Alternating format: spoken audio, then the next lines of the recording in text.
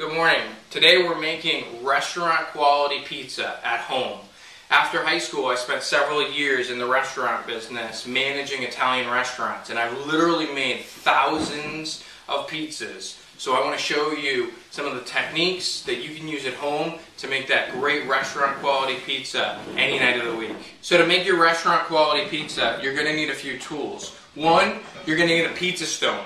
This is going to heat up with your oven to about 500 degrees, depending on how hot your oven can get. And this is going to really cook the pizza from the bottom up and give you that really nice crunchy crust that you get when you order from a pizza restaurant. You're going to need a pizza peel. This is going to allow you to easily put the pizza in the oven and take the pizza out. And I'm going to show you more about that when we talk about the technique. You're going to need what I call a spoodle. It's really just a ladle that's bent flat. You can get one of these. You can get an actual ladle that's low cost at Walmart, $2 or $5, and actually just bend it flat yourself. And this is going to make for painting the pizza very easy. Obviously, you're going to want to have a pizza cutter. This is for obviously cutting the pizza. No surprise there. And if you have a good set of oven mitts, you're going to want these so that you don't burn yourself. So let's talk about the pizza dough. This here is actually dough that I bought from a local pizza restaurant. There's nothing wrong with going in and buying, some of your ingredients. Here in Houston, at sometimes during the year, it's very difficult to make pizza dough because with the humidity, it doesn't rise well. It's also hard on occasion to get the gluten content in dough right, which allows you to really stretch the dough out so that it's not tearing easily. You're also going to need semolina, extremely important. A lot of people will use cornmeal. Cornmeal has a very distinctive flavor, where semolina has almost no flavor. And what this is going to allow you to do is coat the dough with semolina, and then it's going to allow you to pound out the dough so that it doesn't stick to the surface that you're using. So now we're ready to actually pound out our pizza dough and make a pizza. So I've already got the stone in the oven, and it's already at about 500 degrees. So you want to take the time to let the stone come to temperature. You also want your pizza dough to be at about 60 degrees, about room temperature, so that you don't get a lot of bubbles when it cooks in the oven. So we're going to take the pizza dough, and we're going to put it into your semolina, and we're going to turn it and coat the entire dough ball. We're going to take a handful of semolina and we're going to put it down onto the area that we're going to pound out the dough. Here we have the top of the dough ball. This is going to become the bottom of your pizza. So we're going to flip it over. We're going to take our thumbs and our forefingers and we're going to work around the dough, pinching it. And what this is doing is this is creating what will become our pizza crust. So we go all the way around. You want to let the dough come to 60 degrees because if you don't, the cold dough will cause a lot of bubbles in your oven. So we're going to press out any air, just kind of press it straight down. And now we're going to actually start pounding out the pizza. So depending if you're left-handed or right-handed, you're going to do this differently. I'm right-handed, but I actually pound left-handed. So just do whatever feels comfortable to you. So you're going to start, and I take my hand and I'm kind of going to dig it into the crust here. Take my other hand, I'm going to pull the dough. So what I'm doing is I'm kind of pressing my fingers in and then turning it with my left hand and kind of press and pull. Press and pull. This is probably going to take you a little bit of practice, but obviously practice makes perfect. And you're going to kind of keep going, and your dough is... the crust is getting thinner and thinner, and that's just good. And then you're going to kind of just drag the dough across your fingers at the top. If you tear the dough, no problem. You're just going to pull the dough back over itself and push it down and repair it yourself. Don't worry about tearing the dough. If your dough is tearing very easily, it's probably because you don't have a high gluten dough. The gluten in the dough allows it to be stretchy. And without that gluten content, it is going to tear easily.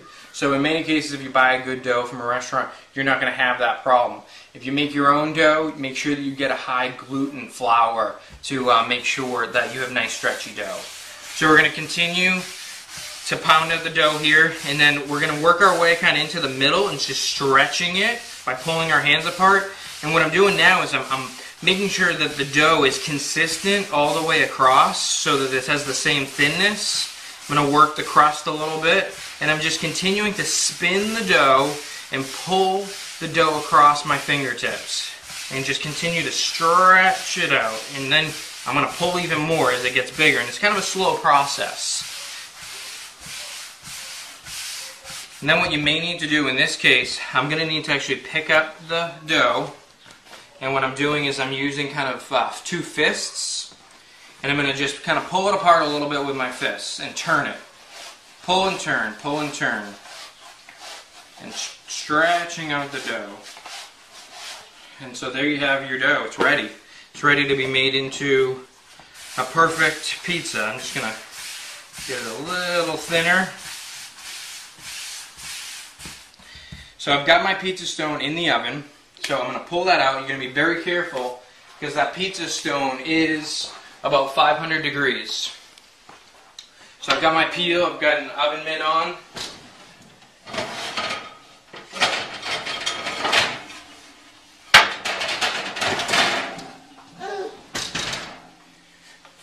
So we take our pizza stone, we put it on top of our peel, and here is where we take our dough and we put it right on top. So what's going to happen is your dough is going to actually start cooking as soon as you place it on here. You're going to kind of stretch it out, being careful not to burn yourself, so that it's the same shape as the stone, a nice circle. And now the dough's already cooking. If you don't use a pizza stone, you'll never get the bottom to be nice and crispy, because what will happen is you'll put the stone inside your oven and the pizza stone will heat up with the pizza. The top will end up being cooked, but the bottom will not be. I'm going to take my sauce and I'm going to pour it right in the middle with my spoodle, and you can see some steam because it's already starting to cook. And I'm going to, in a clockward motion, a circular motion, bring my sauce out to the edges. If you need a little bit of more sauce, that's fine. And you don't need to go all the way to the edge. You actually don't want to go all the way to the edge. As things heat up in the oven, your sauce is going to get a little looser and everything's going to go outward. Next, I've got my cheeses. I'm using a provolone cheese. Actually, this is a mozzarella that I'm starting off with. And I get slices because the slices, I think, have the best flavor. A lot of times when you buy shredded mozzarella, there's almost no flavor to it. So I'm using a boar's head sliced mozzarella that I'm starting in the middle again, and I'm working my way out to the outside. This is going to allow, as the pizza cooks, everything to move outward. And if you look, you can see that the cheese is already even melting because it's on the hot pizza stone. Next, I've got a boar's head provolone that I'm working with, that I'm placing on. I'm actually going to end up using 4 different cheeses. And then I've got just a Kraft sharp cheddar. And we're going to take this and we're going to make sure we get all the way to the edge. And then in the middle. Going to kind of clean it up a little bit around the outside. I'm going to take a little bit of Pecorino Romano, just sprinkle over the top. And then we're going to sprinkle with a little bit of oregano. So we're going to take this, we're going to put it back in the oven, and we're going to slide it off the pizza peel. We're going to kind of just let it slide off right into our 500-degree oven. We're going to close it, and we're going to put on a timer for 8 minutes. In about 8 minutes, we're going to be enjoying restaurant-quality pizza at home. So here we're taking out, 8 minutes later, we're taking out our beautiful restaurant-quality pizza made right here at home. You can take a fork, and you can just pop the bubbles, and you can actually kind of, as it goes along, watch and just make sure that if you do, you can kind of pull some of the cheese in a little bit if you need to. And there you have it. A beautiful pizza that's nice and crispy, not only around the edge, but on the underside of the pizza. As you can see how nice and perfectly cooked the bottom of the pizza is. And that's because we had the pizza stone inside the oven before we actually placed the pizza in the oven. So lastly, we need to cut our pizza. We're going to cut it into 8 slices. So you're going to wait about 5 minutes after the pizza comes out of the oven. You want the cheese to congeal a little bit, or when you cut it, all the cheese is going to run off the pie. So we're going to go ahead. We're going to slice through 1, 2, we got 4 slices, and then we're going to cut those slices in half. Then we've got our beautiful pizza slice with a gorgeous crispy bottom. Enjoy it.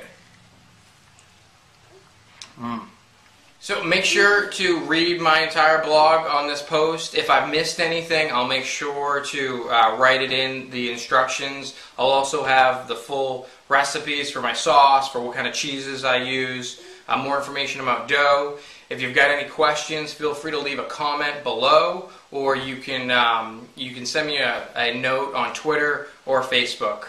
Thank you.